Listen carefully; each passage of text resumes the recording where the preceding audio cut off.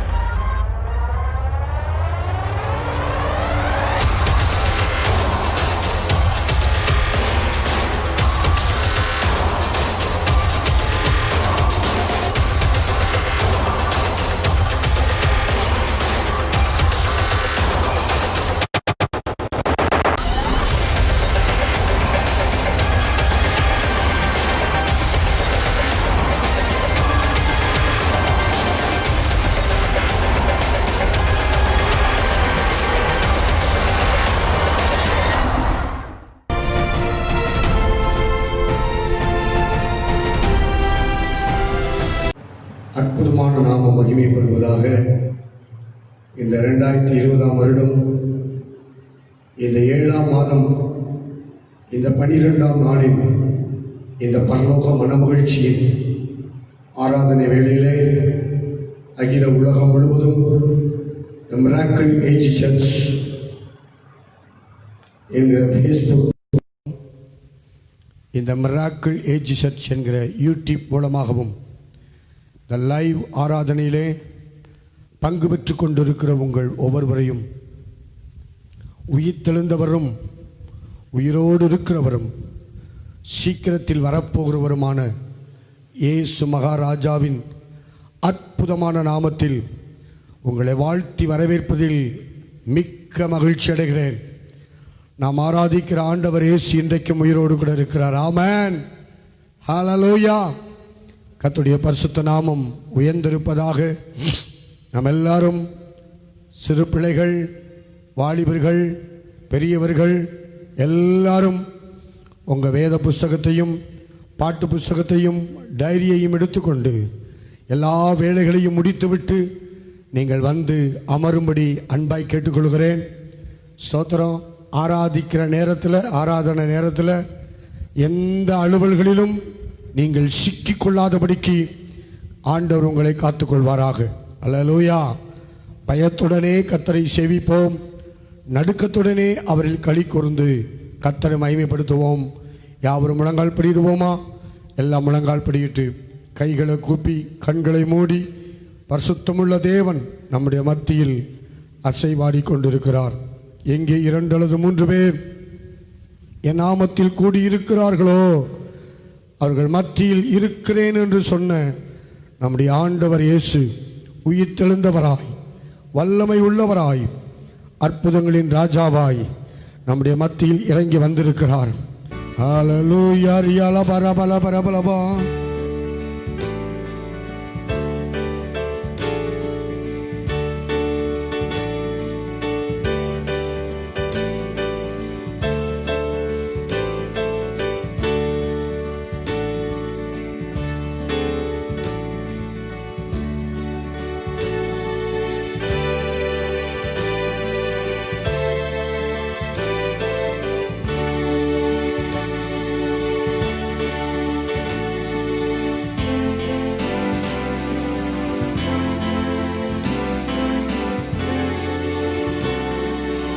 பாட்டு புஸ்தகத்தில் இருக்கிற 1469வது பாடலை சேர்ந்து பாடி ஆண்டவருடைய நாமத்தை உயர்த்தி ஸ்தோத்திரம் பண்ணி மகிமைப்படுத்துவோமாக. அன்பின் தேவன் இயேசு உன்னை அழைக்கிறார்.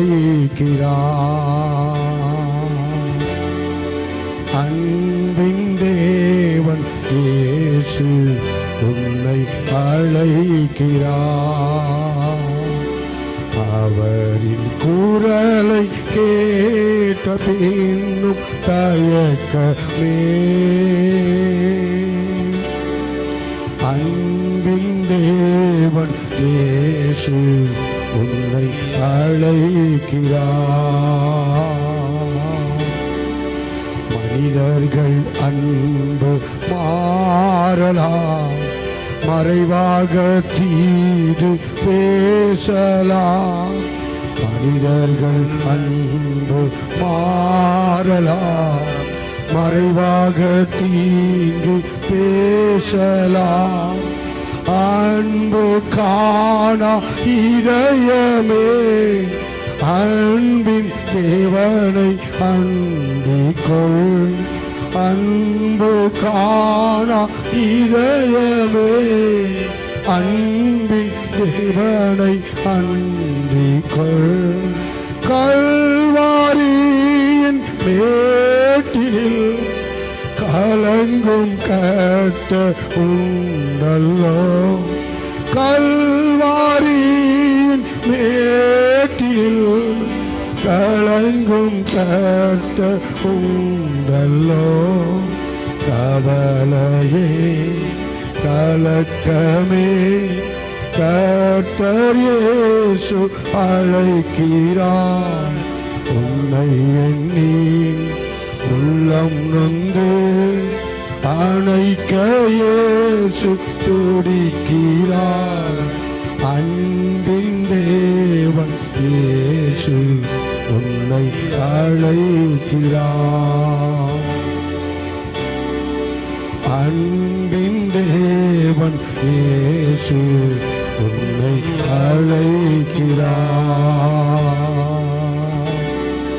வியாதிகள் தொல்லைகள் தோல்வியோ வாழ்க்கையில் என்ன ஏக்கமோ.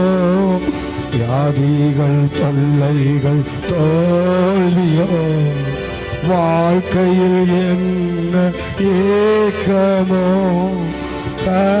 கண்ணீதானுந்தன் படுக்கையோ கலங்காதே மன்னன் இயேசுவை பார். கண்ணீதானுந்தன் படுக்கையோ கலங்காதே மன்னன் இயேசுவை பார். கல்வாரியின் மேட்டில் கலங்கும் கர்த்தர் உண்டல்லோ. கல்வாரியின் மேட்டில் கலங்கும் கர்த்தர் உண்டல்லோ. கவலையே கலக்கமே கர்த்தர் இயேசு அழைக்கிறார். உன்னை எண்ணி உள்ளம் நொந்து அணைக்க இயேசு துடிக்கின்றார். அன்பின் தேவன் இயேசு உன்னை அழைக்கிறார். அன்பின் தேவன் இயேசு உன்னை அழைக்கிறார். வேலை வசதிகள் இல்லையோ, வீட்டில் வறுமை தொல்லையோ. வேலை வசதிகள் இல்லையோ, வீட்டில் வறுமை தொல்லையோ. மனிதர் மத்தியில் வேக்கமோ மருளாது மன்னன் இயேசுவை பார். மனிதர் மத்தியில் வேக்கமோ பருளாது மன்னன் இயேசுவை பார். கல்வாரியின் மேட்டில் கலங்கும் கர்த்தர் உண்டல்லோ. கல்வாரியின் கலங்கும் கர்த்தர் உண்டல்லோ. கவலையே கலக்கமே கர்த்தர் இயேசு அழைக்கிறார். உன்னை எண்ணி உள்ளம் நொந்து அணைக்க இயேசு துடிக்கிறார். அன்பின் தேவன் இயேசு உன்னை அழைக்கிறார். அன்பின் தேவன் இயேசு உன்னை அழைக்கிறார். மனதின் ஆழத்தில் துமுறலோ, மனதில் அமைதி குறையுதோ.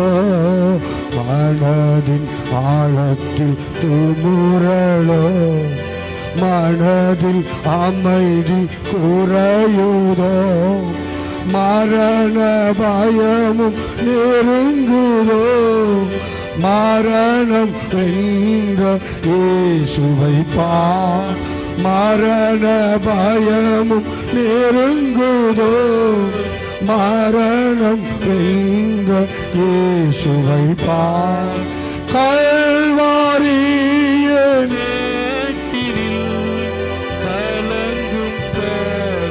உண்டல்லோ. கல்வாரியே கலங்கும் கர்த்தர் உண்டல்லோ. கவலையே கலக்கமே கர்த்தர் இயேசு அழைக்கிறார். உன்னை எண்ணி உள்ளம் நொந்து அணைக்க இயேசு துடிக்கிறார். அன்பின் தேவன் இயேசு உன்னை அழைக்கிறார். அன்பின் தேவன் இயேசு உன்னை அழைக்கிறார். மனிதர்கள் அன்பு மாறலாம், மறைவாக தீங்கு பேசலாம். மனிதர்கள் அன்பு மாறலாம், மறைவாக தீங்கு பேசலாம். அன்பு காணா இதயமே அன்பின் இயேசுவை அண்டிக்கொள். அன்பு காணா இதயமே அண்டிக்கொள். கல்வாரியின் மேட்டில் கலங்கும் கர்த்தர் உண்டல்லோ. கல்வாரியின் மேட்டில் கலங்கும் கர்த்தர் உண்டல்லோ. கவலையே கலக்கமே கர்த்தர் இயேசு அழைக்கிறார். உன்னை எண்ணி உள்ளம் நொந்து அணைக்க இயேசு துடிக்கிறார். அன்பின் தேவன் இயேசு உன்னை அழைக்கிறார். அன்பின் தேவன் இயேசு உன்னை அழைக்கிறார்.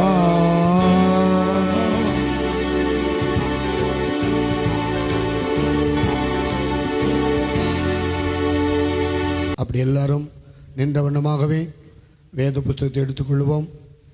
பரிசுத்த மத்தேயு சுவிசேஷம் 5ஆம் அதிகாரம் 10, 11, 12 வசனங்களை எல்லாரும் சேர்ந்து வாசிக்க போகிறோம்.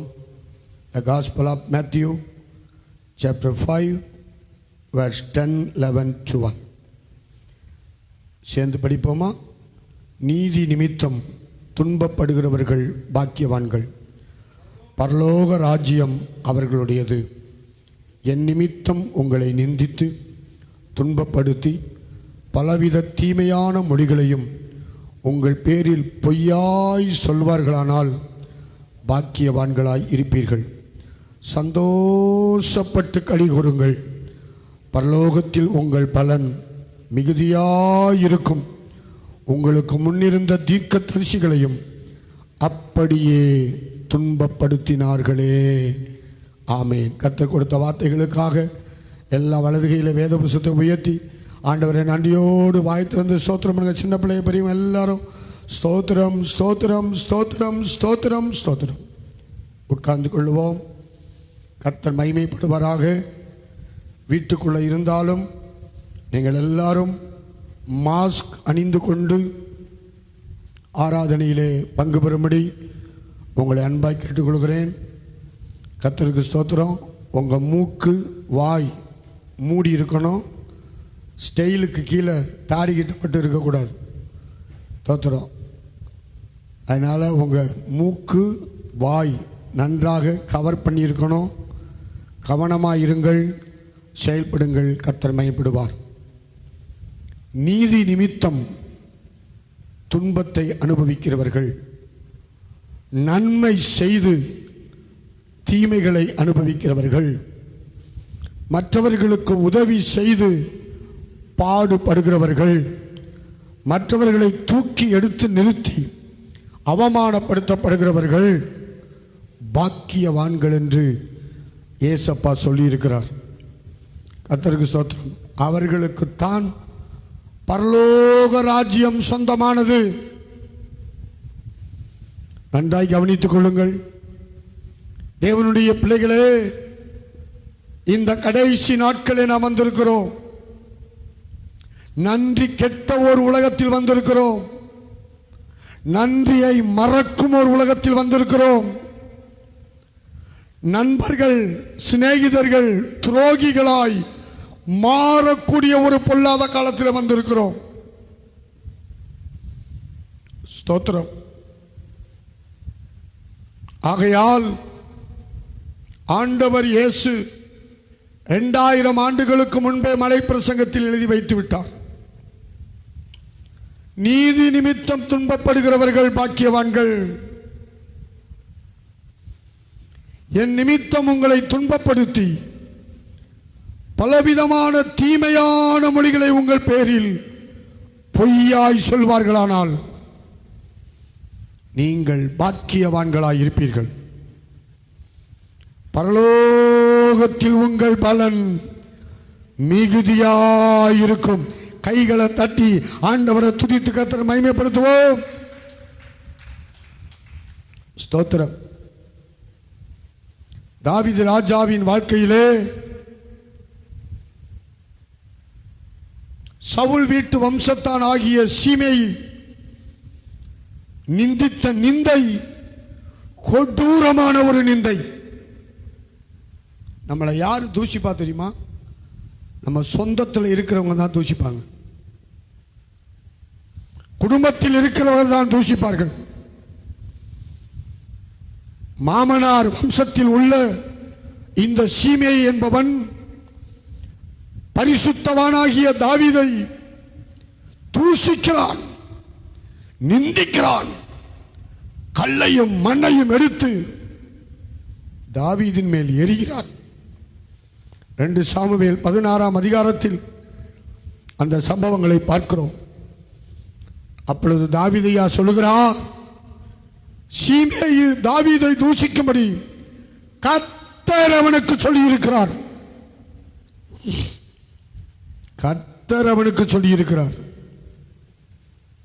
அவன் தூஷிக்கட்டும், அவன் தூஷிக்கட்டும். ஒரே ஒரு வசனத்தை மாத்திரம் வாசிக்கும்படி விரும்புகிறேன். கர்த்தருக்கு மகிமையுண்டதாக. 11-12 2 சாமுவேல் 16ஆம் அதிகாரம் 11, 12 வசனங்கள். பின்னும் தாவீது அபிஷாயும் தன் ஊழியக்காரர் எல்லாரையும் பார்த்து, என் கற்பத்தில் பிறந்த என் குமாரனே என் உயிரை கொல்ல தேடும்போது என் மாமனார் வீட்டில் பிறந்த அந்த பென்னியமின் கோத்திரத்தான் எத்தனை அதிகமாய் செய்வான். அவன் தூஷிக்கட்டும். அப்படி செய்ய கர்த்தர் அவனுக்கு கட்டளையிட்டிருக்கிறார். தோத்திரம். யாரு? குடும்பத்தில் இருக்கிற சொந்தக்காரன். மாமனார் வம்சத்தில் இருக்கிற ஒரு உறவினர் சவுலுடைய மகளை தாவீதையா கல்யாணம் பண்ணியிருக்கிறாரு. கோலியாத்தை கொண்டது நிமித்தமாக. இப்போது சவுலின் மரணத்துக்கு பிறகு ஸ்தோத்திரம், தாவீதையாவுடைய கற்ப பிறப்பாகிய அப்சலோம் அவன் ஒரு துன்மார்க்கன்.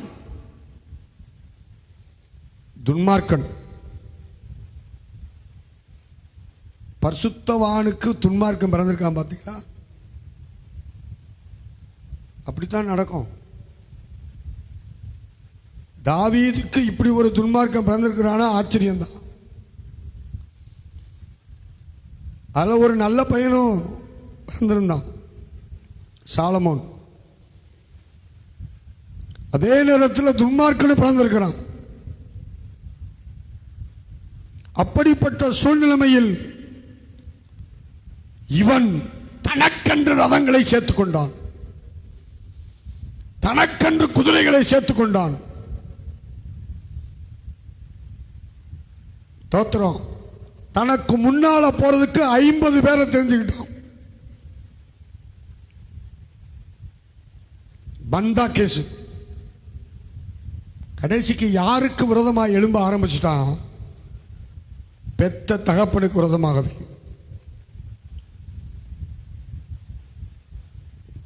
திடீரென்று ராஜாட்ட கேட்குறான் அவங்க அப்பாட்ட, அப்பா நான் எப்ரோனுக்கு போகணும், நான் பொருத்தனை பண்ணியிருந்தேன், நான் பலி செலுத்தணும்னு போறான். அங்க போய் அப்சலோம் ராஜாவானான் என்று பறைசாட்டி விட்டான். அதுக்கு காரணக்கர்த்தா யாரு? தாவீதையாவோடையே கூட இருந்த ஆலோசனைக்காரனாகிய அகித்தோப்பேல். தாவீதோடு அப்பம் புசித்தவன், தாவீதுக்கு தேவ வாக்கை போல ஆலோசனைக்காரனாய் இருந்தவன் விரோதமாய் எழும்பி அவனை ராஜா வாக்கிட்டான். ஸ்தோத்திரம். இப்படிப்பட்ட சூழ்நிலைமையில தாவீதையா செருப்பு கூட போடாம அவர் ஒலிவ மலையிலே நடந்து போய்கொண்டிருக்கிறார். ஸ்தோத்திரம். பகூரி மட்டும் வந்தபோது சவுல் வீட்டு வம்சத்தானாகிய கோராவின் குமாரனாகிய சீமை புறப்பட்டு வந்து தூசிக்கிறான். கல்லையும் மண்ணையும் அள்ளி தாவீதின் மேல போடுறான். ரத்த பிரியனே, கொலைக்காரனேன்னு சொல்லி பயங்கரமா ஏசுறான்.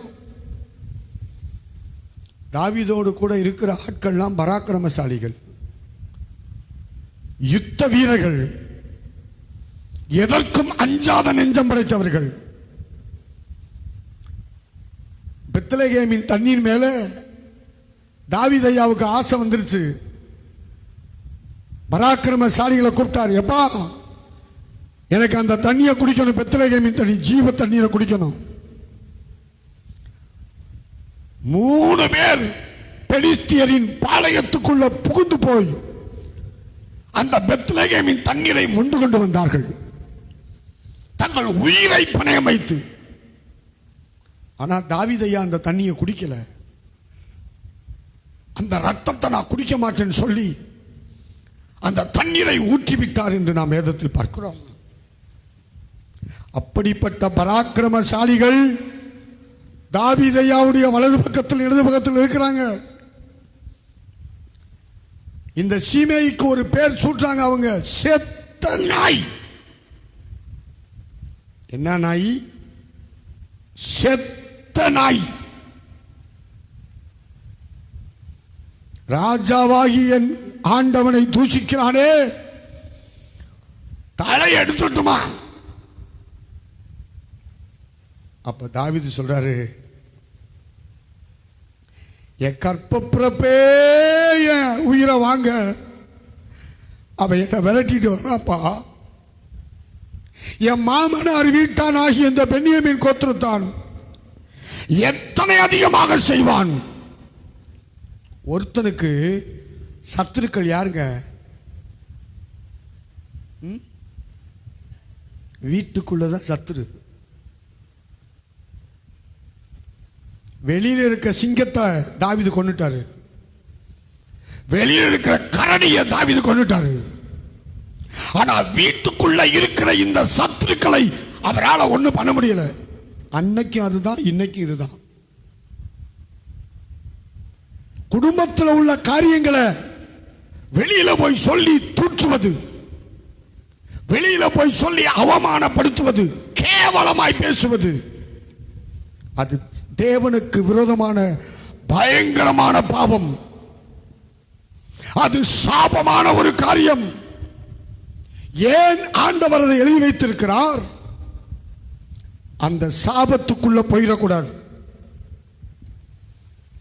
சீமேயி போன அந்த சாபத்துக்குள் போய்விடக் கூடாது. இந்த ஆராதனையில் பங்கு பெற்றுக் கொண்டிருக்கிற தேவ பிள்ளையே, குடும்பத்தின் அங்கத்தினர்களை குறித்து தாறுமாறாய் பேசாத, தவறாய் பேசாத. ஸ்தோத்திரம். சபையில் இருக்கிற விசுவாச குடும்பங்களை குறித்து ஒரு வருடத்திலும் தவறாய் பேசாத. இன்றைக்கு அநேகருக்கு தொழிலே அதுதான். அடுத்தவர்களை குறித்து கேவலப்படுத்தி பேசுவது, அடுத்தவர்களை நிந்திப்பது, அடுத்தவர்களை அவமானப்படுத்துவது, அதுல இவங்களுக்கு ஒரு சந்தோஷம். நீ கர்த்தருடைய வருகையில போக மாட்ட. ஆண்டவர் இயேசுவின் கரத்துக்குள்ள நீ இருக்க முடியாது. நன்றாய் கவனித்துக் கொள்ளுங்கள். அந்த சாபத்துக்கு நீங்களாக்கி கவனமாயிருக்க கற்றுக்கொள்ளுங்கள். என் கற்ப பிறப்பாகிய என் குமாரனே, என் உயிரை கொள்வதற்கு அவன் பிரயாசப்படுறான். இவன் எம்மாத்திரம் தூஷிக்கட்டும். அப்படி செய்ய கர்த்தர் அவனுக்கு கட்டளையிட்டிருக்கிறார். கை உயர்த்தி ஒரு அழில சொல்லுங்க பாப்போம்.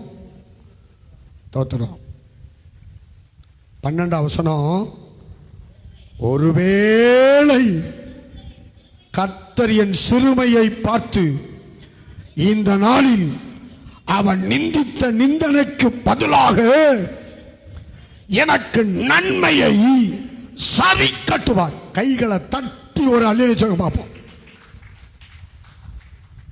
என்ன கவனிங்க. உங்களை நிந்திக்கிறவங்க சாபத்துக்குள்ள ஆவாங்க. நிந்திக்கப்படுகிற நீங்கள் ஸ்தோத்திரம் கர்த்தரிடத்திலிருந்து நன்மையை பெற்றுக் கொள்வீர்கள். மறந்து விடாதீங்க. ஆகையால் இந்த காலை நேரத்தில் ஆவியானவர் திட்டவட்டமாய் பேசிக் கொண்டிருக்கிறார். ஒருவரையும் நிந்திக்காத, ஒருவரை குறித்தும் ஒருவரை குறித்தும் அங்கும் இங்கும் கோல் சொல்லிக் கொண்டு தெரியாத. நீ நரகத்துக்கு தான் போவ. திட்டவட்டமாய் சொல்லுகிறேன். ஆண்டவர் இயேசுவின் வருகையிலே நீ அவரை சந்திக்க முடியாது. ஆகையால் சிறுமையை பார்த்து கர்த்தர் நன்மையை கட்டளையிடுவார்.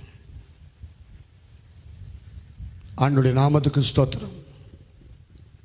இரண்டாவது 1 சாமுவேலின் புஸ்தகம் 25ஆம் அதிகாரத்தை திருப்பிக் கொள்ளும்படி கேட்கிறேன்.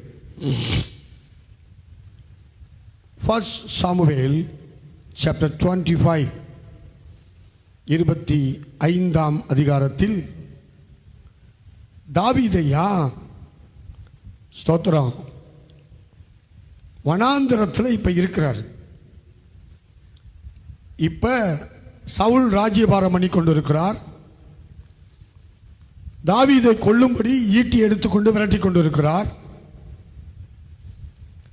அப்பொழுது தாவீதையா கூட முதல்ல 400 பேர் போய் சேர்ந்தாங்க, அப்புறம் 600 பேர் போய் சேர்ந்தாங்க, அப்புறம் அவங்க குடும்பத்தார் எல்லாரும் போய் சேர்ந்தாங்க.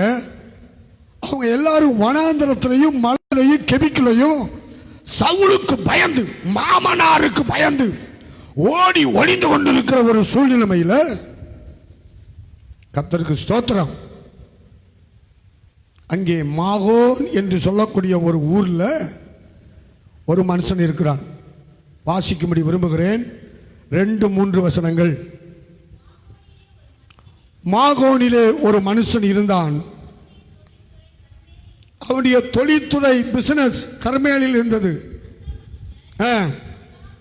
மகாபாரி குடித்தனக்காரனாயிருந்தான். அவனுக்கு 3000 ஆடு 1000 வெள்ளாடு இருந்தது. அவன் அப்பொழுது கர்மேலி தன் ஆடுகளை மயிர் கத்தரித்துக் கொண்டிருந்தான். கர்மேல் என்று சொன்னால் ஸ்தோத்திரம் தோட்ட நிலம், கார்டன் லேண்ட் என்று அர்த்தம். சென்னையில் ஒரு கார்டன் லேண்ட் இருக்கு. என்ன கார்டன் தெரியுமா உங்களுக்கு? என்ன கார்டன்? சென்னையில் ஒரு கார்டன் இருக்கு. என்ன கார்டன்? போயஸ் கார்டன். நம்முடைய முன்னாள் முதலமைச்சர் அம்மா ஜெயலலிதா வசித்த இல்லம் போயஸ் கார்டன். அதே கார்டனில் தான் யார் இருக்கிறது? இப்ப நடிகர் ஐயா ரஜினிகாந்த் இருக்கிறார் போயஸ் கார்டன்ல. தோத்திரம். இங்கே கர்மேல் என்று சொல்லப்பட்டால் அதனுடைய அர்த்தம் ஸ்தோத்திரம் கார்டன் லேண்ட், தோட்ட நிலம். அப்படி இல்லாவிட்டால் ஃப்ரூட்ஃபுல் லேண்ட், கனிகள் நிறைந்த நிலம், கனி மரங்களால் நிறைந்திருக்கும் இடம் கர்மேல். தோத்திரம். இந்த கர்மேல் எப்ரோனிலிருந்து 8 மைல், சுமார் 16 கிலோமீட்டர் தொலைவில் இருக்கிற ஒரு இடம். அந்த இடத்துல இவனுடைய ஸ்தோத்திரம் இந்த மகாபாரி குடித்தனக்காரன், அப்படின்னா பெரிய ஆளு. அந்த காலத்தில் 3000 ஆடு அவனுக்கு இருந்துச்சான், 1000 வெள்ளாடு இருந்துச்சான். வருஷத்துக்கு ஒரு முறை அவங்க என்ன பண்ணுவாங்கன்னா மயிர் கத்திரிச்சு அந்த மயிரை ஏற்றுமதி பண்ணுவாங்க. வருஷத்துக்கு ஒருக்க அந்த ஆட்டு மயிரை வெளிநாடுகளுக்கு ஏற்றுமதி பண்ணா பல கோடி அவனுக்கு வருமானம் வருமா. நன்றாய் கவனித்துக் கொள்ளுங்கள். பரிசுத்தவானாகிய யோபுவுக்கு எத்தனை 1000 ஆடுகள் இருந்துச்சு? யோபுவுக்கு எத்தனை 1000 ஆடுகள் இருந்துச்சு? 7000 ஆடுகள். அப்புறம் 14,000 மாறிச்சு. அப்ப இவனை விட அவர் எவ்வளவு பெரிய பணக்காரன் பார்த்துக்குங்க. தோத்திரம். வருஷத்துல எத்தனையோ கோடி வருமா. ஏன்னா ஆட்டு மயிர் அவ்வளவு நேர்த்தியானது, நேர்த்தியானது. அதுல வஸ்திரங்கள் செய்வதற்கு, கம்பளிகள் செய்வதற்கு ஸ்தோத்திரம் போர்வைகள் செய்வதற்கு, பலவிதமான விதவிதமான வஸ்திரங்கள் செய்வதற்கு அதை பயன்படுத்துவார்கள். இவன் மயிர் கத்தரித்துக் கொண்டிருக்கிறான். 3ஆம் வசனம், அந்த மனுஷனுக்கு நாள் என்றும் அவன் மனைவிக்கு அபிகாயில் என்றும் பேர். அந்த ஸ்திரீ மகா புத்திசாலியும் ரூபவதியுமாயிருந்தால் அந்த புருஷனோ மொரடனும் துராகிருதனுமாயிருந்தான். அவன் காலேபுடைய சந்ததியான். என்ன கவனிங்க, தோத்திரம் நல்லா புரிஞ்சுக்கங்க. இப்ப அவருடைய ஃபேமிலி பேக்ரவுண்ட் எங்க ஆவியான் எழுதி வச்சிருக்கிறார். அந்த மனுஷனுக்கு பேர் என்னது? நாபால். நாபால். நாபால் என்று சொல்லுகிற அந்த வார்த்தையின் அர்த்தம் நன்றாய் கவனித்துக் கொள்ளுங்கள். கர்த்தருக்கு ஸ்தோத்திரம். அவன் ஒரு முரட்டு பெயர், மிருகம், முரண. ரெண்டாவது துராகிருதன். அப்படின்னா என்ன அர்த்தம் கேட்டீங்கன்னா லூசு, மென்டல் கேஸ். சொல்லுங்க. இன்னைக்கு நிறைய வீட்டில் புருஷமாரு மென்டலா இருக்கிறான். சில மனைவிமாரு அப்படி மென்டலா இருக்குது. நான் போத் சைடு பேசுறேன், ரெண்டு பக்கமும். தோத்திரம். ஆனா இந்த மனைவியை பார்த்தீங்கன்னா மகா புத்திசாலி,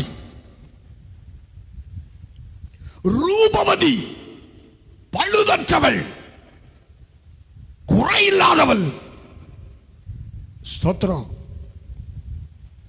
அப்படிப்பட்ட சூழ்நிலையில் இந்த நாபால், இந்த முட்டா பெயர், முரட்டு பெயர், விசுவாசிகளே முரட்டுத்தனமா காரியத்தை செய்யாத. ஆமா, முரடனா இருக்காத, லூசா இருக்காத, பைத்தியக்காரனா இருக்காத. சில பேர் இருக்கான், மனைவிய ரத்தம் வர்றபடி அடிச்சாத்தான் இவன் வந்து அடியை நிறுத்துவான். அப்படிப்பட்ட ஒரு பேய் பிசாசு உள்ள இருக்கு அநேகருக்குள்ள. தீர்க்க தரிசனமாக கர்த்தர் பேசிக் கொண்டிருக்கிறார். அது ஒரு அசுத்த ஆவி. இவன் பெரிய பணக்காரன் தான். பணக்கார துன்மார்க்கன், பணக்கார முரளன், பணக்கார பைத்தியக்காரன். பைத்தியக்காரன். அவன் காலேப்பின் சுதந்திரத்தில் தான், காலேப்பின் வம்சத்தில் தான் அவனு வந்திருக்கிறான். காலேப்பு எப்படிப்பட்ட ஆளு தெரியுமா உங்களுக்கு? வேற ஆவியை உடையவன், விசுவாச வரம் உடையவன், ஸ்தோத்திர தைரியம் உள்ளவன், எதையும் சாதிக்கலாம் கர்த்தர் நம்மோடு கூட இருந்தால் என்று சொல்லக்கூடிய வலிமை வாய்ந்தவர் காலேப். அந்த சந்தையில் ஒரு கோணப்பைய வந்து பிறந்திருக்கான் பாருங்க. அதான் சொல்றேனே, அப்பா தாவீது அவ்வளவு பெரிய பரிசுத்தவான். அவர் கற்பத்தில் ஒரு துன்மார்க்க வந்து பிறந்தா பாருங்க. துன்மார்க்க.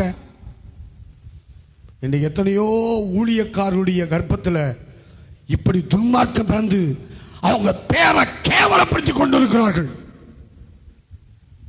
ஸ்தோத்திரம். அந்த மாதிரி இவன் ஒரு துன்மார்க்கன். 4-5 வசனங்களை வாசிங்க.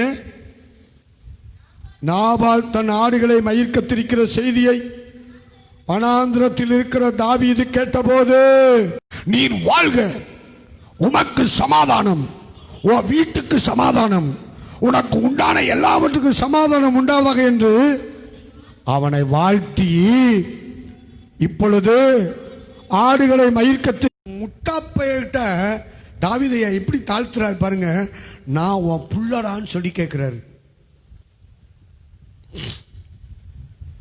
உம்முடைய குமாரனாகிய தாவீதுக்கு கொடுக்கும்படி வேண்டுகிறேன் என்று சொல்லுங்கள் என்றான். ஓகே, அடுத்த வசனம். தாவீதின் வாலிபர் போய் இந்த வார்த்தைகளை எல்லாம் தாவீதின் நாமத்தினாலே நாபாலத்தில் சொல்லி பின் ஒன்றும் பேசாதிருந்தார்கள். தாவீது சொன்னதை அப்படியே போய் 10 பேர் சொன்னார்கள். ஒரு கை தட்டுங்க சந்தோஷமா. தோத்திரம். இன்னைக்கு நான் எத்தனையோ காரியங்களை சொல்லி அனுப்புறேன். நம்ம சொல்றது ஒண்ணுனா அவன் போய் சொல்றது இன்னொன்னா இருக்கு. நான் பார்த்துருக்கிறேன். நம்ம இதை செய்யினா அவன் செய்யறது வேறையாத்தான் இருக்குது. ஆனா பாருங்க, தாவீதையோட கூட இருந்த வாலிபர்கள் தாவீது என்ன சொன்னாரோ அதை அப்படியே போய் சொன்னார்கள். உடனே இந்த முட்டாப்பை என்ன சொல்றான் பாருங்க. 10வது வசனம். நாபால் தாவீதின் ஊழியக்காரருக்கு பிரதியுத்தரமாக, பாத்தீங்களா, தாவீது என அப்பான்னு சொல்றாரு இந்த முட்டாப்பையில. இவன் கேட்கிற அவன் யாரு? ஈசாயின் குமாரன் யார்? தங்கள் எஜமான்களை விட்டு ஓடி போகிற வேலைக்காரன். பாத்தீங்களா, கொழுப்ப பாருங்களேன். என்ன கொழுப்பான பேச்சு பாருங்க. என்ன லூஸ்தனமான பேச்சு பாருங்க. தாவீது என்பவன் யார்? ஈசாயின் குமாரன் யார்? தங்கள் எஜமான்களை விட்டு ஓடி போகிற வேலைக்காரர். இவன் யாரை விட்டு ஓடுறானா? சவுலை விட்டு ஓடுறானா? சவுலோட கூட இருந்தா அவன் குத்தி கொள்றதுக்கு ஈட்டியை தூக்கி அலைகிறான். அவனுக்கு பயந்து இவர் வனாந்திரத்திலையும் காட்டிலையும் மலையிலையும் கெபிலையும் போய் ஒளிந்து ஒதுக்கி கொண்டு கிடக்கிறார். இவன் சொல்றான், இந்த முட்டா பையன்,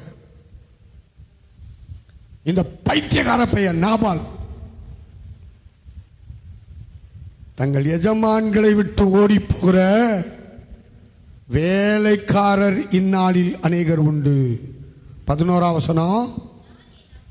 நான் என் அப்பத்தையும் என் தண்ணீரையும் என் ஆடுகளை மயிர்க்கத்துகளுக்காக நான் அடித்து சமையல் பண்ணுவித்ததையும் எடுத்து இன்ன இடத்தார் என்று நான் அறியாத மனுஷனுக்கு கொடுப்பேனோ. எப்படிப்பட்ட நிந்தையான பேச்சு பேசலாம் பாருங்க. ஆனா தாவீதைய என்ன சொல்லி அனுப்புறாரு? நீர் வாழ்க, உமக்கு சமாதானம், உம்முடைய வீட்டுக்கு சமாதானம், உமக்கு உண்டான எல்லாவற்றுக்கும் சமாதானம் அப்படின்னு வாழ்த்துதல் செய்ய அனுப்புறாரு. இவனுக்கு எவ்வளவு திமிரு கொழுப்பு பாருங்க, ஆணவம் பாருங்க.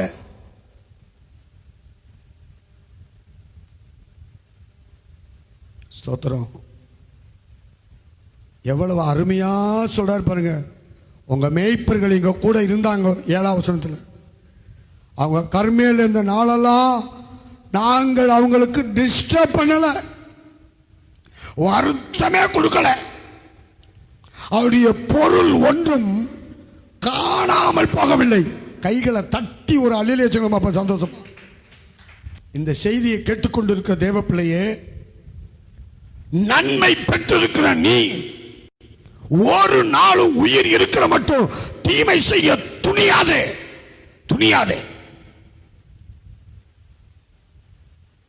ஒருத்தர் உனக்கு ஒரு டம்ளர் பச்சை தண்ணி குடித்தா கூட சாகுற வரைக்கும் அதை மறக்காத. அவங்களுக்கு தீமை பேசாத, அவங்களுக்கு தீமை செய்ய துடிக்காத. இப்ப சொல்லிட்டாரு, ஒரு நாய் முதல் கொண்டு சுவரில் நீர் விடும் நாய் முதலாய் ராவோட ராவா கிளம்பிட்டார் யுத்தத்துக்கு. அல்லேலூயா. ஒரு நாயை கூட அங்க விடக்கூடாது, எல்லாத்தையும் க்ளோஸ் பண்ணிடணும். இந்த அம்மா எவ்வளவு புத்திசாலியும் குணசாலியும், என்ன ஒரு விதமான தோத்திரம், அற்புதமான ஒரு மனைவி பாருங்க. இந்த அம்மா என்ன பண்ணாங்க? 23 வசனம், அபிகாயில் தாவீதை காண்கையில் தீவிரமாய் கழுதையை விட்டு இறங்கினாள். கைகளை தட்டுங்க பாப்போம், சந்தோஷமா கை தட்டுங்க. தோத்திரம். என்ன கவனிங்க, ஊழியக்காரங்களை கண்ட உடனே தாழ்த்துவதற்கு நீங்கள் அர்ப்பணம் செய்ய வேண்டும். பரிசுத்தவான்களை கண்டவுடனே உங்களை தாழ்த்துவதற்கு கற்றுக்கொள்ள வேண்டும். தோத்திரம். தீவிரமாய் கழுதையை விட்டு இறங்கினாள். தாவீதுக்கு நேராக தரையில காலில் விழுந்துட்டான். முகங்குப்புற விழுந்து பணிந்து அவன் பாதத்தில் விழுந்து, என் ஆண்டவனே, இந்த பாதகம் என் மேல் சுமரட்டும். உம்முடைய அடியாளுடைய வார்த்தைகளை நீ கேட்கும் பொருட்டாக உம்முடைய அடியாள் உமது செவிகள் கேட்க பேச வேண்டும். 25 வசனம், என் ஆண்டவராகிய நீர் நாபால் என்னும் இந்த பேலியாளின் மனுஷனை ஒரு பொருட்டாக. பேலியாள் மனுஷன் என்னது? பேலியாள் என்னது? சாத்தானின் மகன், பிசாசின் மகன். தோத்திரம். ஒரு பொருட்டாக என்ன வேண்டாம், அவன் பெயர் எப்படியோ அப்படியே அவனும் இருக்கிறான். அவன் பேர் நாபால். அவனுக்கு பைத்தியமும் இருக்கிறது. அதான் துராகிருதன், பைத்தியக்காரன். ஒரு பைத்தியக்காரனையும் ஒரு முரடனையும் வச்சுக்கிட்டு இந்த அம்மா எப்படி குடும்பம் நடத்திருக்காங்க பார்த்தீங்களா? சகோதரிகளே, நீங்கள்லாம் எப்படி குடும்பம் நடத்துறீங்கன்னு எனக்கு தெரியல. முரட்டு பைய, ரெண்டாவது லூசு பைய, மூணாவது பாம்பு மாதிரி, சிங்கம் மாதிரி, கரடி மாதிரி, தோத்திரம், சிறுத்த மாதிரி சீர்கிறவன், நன்றி கெட்டவன், நன்மைக்கு பதிலாக தீமை செய்கிற துன்மார்க்கனவன். ஸ்தோத்திரம். ஆனா அந்த மனைவி பாருங்க, எவ்வளவு குணசாலியா வேலை செய்யறா, எவ்வளவு அற்புதமா வேலை செய்யறா பாருங்க. ஆண்டவருக்கு ஸ்தோத்திரம். கெஞ்சி காலில் விழுந்து கேட்கிறா, கெஞ்சி காலில் விழுந்து கேட்கிறா. அடுத்த வசனம் படிங்க டக்குன்னு. இப்போதும் என் ஆண்டவனே, நீ ரத்த சிந்த வரவும் உம்முடைய கை நீதியை சரிக்கட்டவும் கர்த்தர் உமக்கு இடம் கொடுக்கவில்லை என்பதை கர்த்தருடைய ஜீவனை கொண்டும் உம்முடைய ஜீவனை கொண்டு சொல்லுகிறேன். இப்போதும் உம்முடைய சத்துருக்களுக்கும் என் ஆண்டவனுக்கு விரோதமாய் பொல்லாப்பு தேடுகிறவர்களும் நாபாலை போல் ஆகக்கடவர்கள். இப்போதும் அது அடியால் என் ஆண்டவனுக்கு கொண்டு வந்த காணிக்கையை ஏற்றுக்கொண்டு என் ஆண்டவனை பின்பற்றுகிற வாலிபருக்கு கொடுப்பீராக. கை தட்டுங்கள சந்தோஷமா. அது என்ன சொல்றாங்க? அந்த அம்மா கொண்டு வந்தத காணிக்கை என்று சொல்லுகிறாங்க. அப்ப ஊழியக்கார் யாரு? ஊழியக்கார். தாவீது யாரு? ஊழியக்கார். ஊழியக்காரனுக்கு நீங்கள் எதை செய்கிறீர்களோ அது கர்த்தருக்கு செலுத்தும் காணிக்கை. மறந்துடாதீங்க. ஸ்தோத்திரம். இப்ப இந்த அம்மா தீர்க்கதரிசனம் சொல்றாங்க பாருங்க. 28, உமது அடியாளின் பாதகத்தை மன்னியும், கர்த்தர் என் ஆண்டவனுக்கு நிலையான வீட்டை நிச்சயமாய் கட்டுவார். என் ஆண்டவன் கர்த்தருடைய யுத்தங்களை நடத்துகிறாமே. நீர் உயிரோடு இருக்கும் நாளில் ஒரு பொல்லாப்பு உம்மில் காணப்படாதிருப்பதாக. உம்மை துன்பப்படுத்தவும் உம்முடைய பிராணனை வாங்க தேடவும் ஒரு மனுஷன் எழுப்பினாலும் என் ஆண்டுடைய ஆத்மா உம்முடைய தேவனாகிய கர்த்தரின் ஆதரவில் இருக்கிற ஜீவனுள்ளவருடைய கட்டிலே கட்டப்பட்டிருக்கும். உம்முடைய சத்துருக்களின் ஆத்துமாக்களோ கவனில் வைத்து எரிந்தால் போல எரியப்பட்டு போம். ஸ்தோத்திரம். 30வது வசனம், கர்த்தர் உம்மை குறித்து சொன்ன நன்மையின்படி எல்லாம் இனி என் ஆண்டவனுக்கு செய்து இஸ்ரவேலுக்கு அதிபதியாக உம்மை நியமிக்கும் போது நீர் விருதாவாய் இரத்த சிந்தாமலும் என் ஆண்டவனாகிய நீர் படிவாங்களும் இருந்ததுண்டானால் அப்படி என் ஆண்டவனாகிய உமக்கு துக்கமும் இராது, மன இடதலும் இராது. கர்த்தர் என் ஆண்டவனுக்கு நன்மை செய்யும் போது உமது அடியாளை நினைப்பீராக என்றாள். 32, அப்பொழுது தாவீது அபிகாயிலை நோக்கி, உன்னை இன்றைய தினம் என்னை சந்திக்க அனுப்பின இஸ்ரவேலின் தேவனாகிய கர்த்தருக்கு ஸ்தோத்திரம். கைகளை தட்டுங்க பாப்பா, சந்தோஷமா. ஆண்டவருக்கு மகிமை உண்டதாக. கவனிங்க, கடைசிக்கு என்ன நடந்தது, என்ன ஆனது தெரியுமா? இவன் குடிவரி தெளிகிறான். கர்த்தருக்கு ஸ்தோத்திரம். குடிவெறி தெளிஞ்சு இப்ப என்ன நடக்கிறான் பாருங்க. 36, 37 படிங்க. அபிகாயில் நாபாலத்தில் வந்தபோது இதோ ராஜா விருந்துக்கு ஒப்பான விருந்து அவன் வீட்டிலே நடந்தது. அவன் இருதயம் குடிச்சு கழித்திருந்தது. அவன் மிகவும் வெறித்தும் இருந்தான். ஆகையால் பொழுது விடியும் மட்டும் சிறிய காரியமானாலும் பெரிய காரியமானாலும் ஒன்றையும் அவனுக்கு அறிவிக்கவில்லை. பொழுது விடிந்து நாபாலின் வெறி தெளிந்த பின்பு அவன் மனைவி இந்த வர்த்தமானங்களை அவனுக்கு அறிவித்தாள். அப்பொழுது அவன் இருதயம் அவனுக்குள்ளே செத்து அவன் கல்லை போல் ஆனான். 38வது வசனம், கர்த்தர் நாபாலை வாதித்ததினால் ஏறக்குறைய 10 நாளைக்கு பின்பு அவன் செத்தான். எல்லாம் முழங்கால் போடுங்க.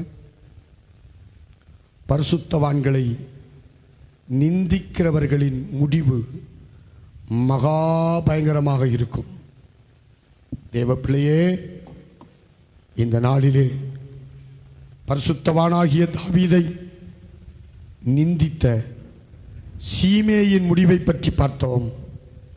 அதே போல ஸ்தோத்திரம், இந்த நாபாலின் முடிவை பற்றியும் பார்த்தோம். நீங்களும் நானும் மற்றவர்களால் நிந்திக்கப்படும் போது பாக்கியவான்களாக இருப்போம். பரலோகத்திலே நம்முடைய பலன் மிகுதியாக இருக்கும். எதுக்கு இந்த செய்தியை கத்த நம்ம கொடுத்துருக்கிறாரு? நீங்களும் நானும் உயிரோடு இருக்கிற மட்டும் யாரையும் நிந்திக்க கூடாது, யாருக்கு விரோதமாகவும் பேசக்கூடாது. நன்மை செய்தவர்களுக்கு ஸ்தோத்திரம் நன்றி கடன் உள்ளவர்களாக இருக்க வேண்டும். தேவனுக்கு நன்றி உள்ளவர்களாக இருக்கணும். நன்மை செய்தவர்களுக்கு நன்றி உள்ளவர்களாக இருக்கணும். நன்றி மறக்க கூடாது. ஸ்தோத்திரம். அப்படி நன்றி மறந்து துரோகிகளாய் மாறுகிறவர்கள் முடிவு பரிதாபமான முடிவாய் காணப்படும். ஸ்தோத்திரம். தாவீதை நிந்தித்த சீமேயின் முடிவு, சாலமோன் 2ஆம் வருஷம் அவர் யுத்தத்துக்கு வந்த பிறகு அவன் சிரச்சேதம் பண்ணப்பட்டு மடிந்தான். அகித்தோப்பேல் தாவீதுக்கு விரோதமாய் காரியங்களை செய்தபடினால் அவன் தூக்கு போட்டு அவன் மரித்து போனான். ஸ்தோத்திரம். இந்த நாபால் 10 நாள்ல செத்து போனான். கர்த்தர் அவனை அடித்து விட்டார். அதே போல இயேசு கிறிஸ்துவை நிந்தித்து காட்டி கொடுத்த யூதாஸ் காரியோத்து அவன் 4 கொண்டு செத்தான் என்று பார்க்கிறோம். எல்லா நேர்மலங்கால் போடுங்க. இடது கை இதயத்தில் வைத்துக் கொண்டு வலது கையை உயர்த்தி, நாங்கள் யாரையும் நிந்திக்க கூடாது ஆண்டவரே, யாரையும் துச்சமா பேசக்கூடாது ஆண்டவரே, அவமானப்படுத்தக்கூடாது ஆண்டவரே. ஸ்தோத்திரம். அடுத்தவங்களுடைய ஈரலை பிளக்கிறபடி நாங்கள் பேசக்கூடாது ஆண்டவரே. அடுத்தவங்களை குறித்து மற்றவங்கிட்ட நாங்கள் கோல் சொல்லி தெரியக்கூடாது ஆண்டவரே. எங்களை மன்னித்து எங்களை பரிசுத்தப்படுத்தும்.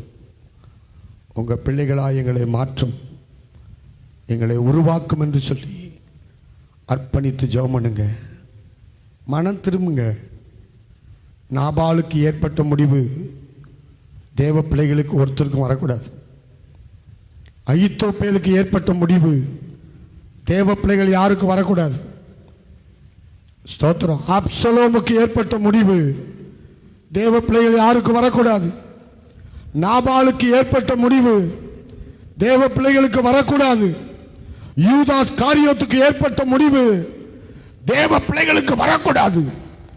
எச்சரிக்கையின் செய்தியை கர்த்தர் கொடுத்துக் கொண்டிருக்கிறார்.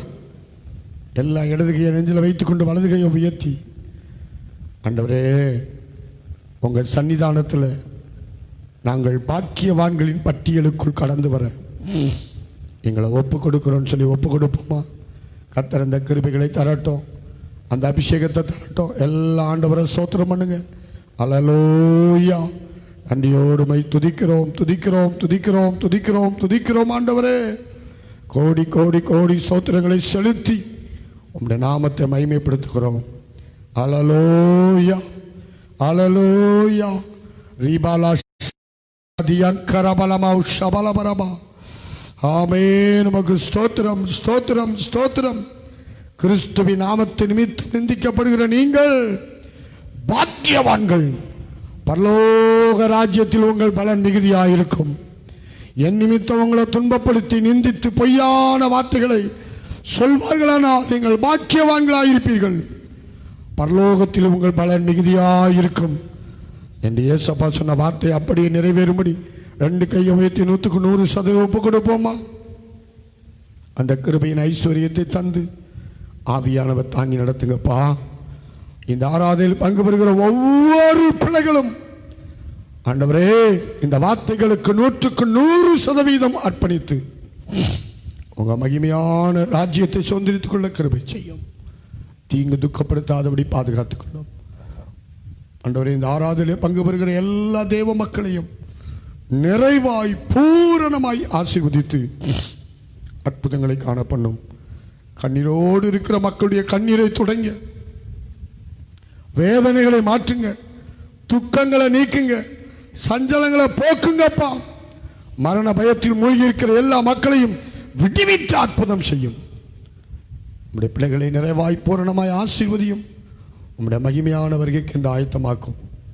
எல்லா மகிமை கனமத்தையும் உமக்கே செலுத்துகிறோம் இயேசுவின் இன்ப நாமத்தில் பிதாவே, ஆமென். எல்லாம் முழங்கால் போட்டு கைகளை குப்பி சேர்ந்து சொல்லுவோம்.